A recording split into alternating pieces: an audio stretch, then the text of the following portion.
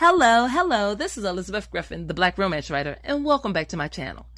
How many times are we, you and I, going to have to witness a Democratic politician, whether it be a mayor, a senator, a governor, or a congressman, being aggressively attacked or being aggressively challenged by the Republican Party just for speaking out, just for trying to stand up for the rights of the American people?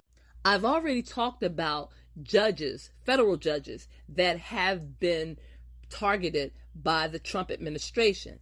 And now we have another case in which a senator, Senator Alex Padilla, has been forcefully removed and handcuffed and tackled to the ground for speaking out and trying to ask a question of U.S. Secretary of Homeland Security, Kristi Noem. During a press conference, the Secretary of Homeland Security was discussing the deployment of National Guards to Los Angeles, California, as well as the deployment of 700 Marines. The military presence was requested by President Donald Trump because of the rioting that was going on in Los Angeles, the protesting that was going on in Los Angeles as a result of the people of that city getting fed up with the operations and the actions of ICE. ICE has been aggressively trying to meet its daily quota of deporting 3,000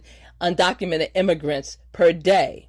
And because of this high quota, they have been targeting middle school graduations in which they are trying to snatch up the parents of the children of undocumented immigrants, as well as going to places like Home Depot and other businesses and grabbing those undocumented immigrants. ICE seems to no longer be going after what they call the worst of the worst and grabbing any undocumented immigrant that comes across their path. So quite naturally, Senator Alex Padilla had questions, had concerns about the safety of those people who are vulnerable and who cannot protect themselves. So during this particular press conference with Kristi Noem, he tried to pose a question. And as a result of that, he was quickly removed from the room. I find it very troubling that the Secretary of Homeland Security suggested that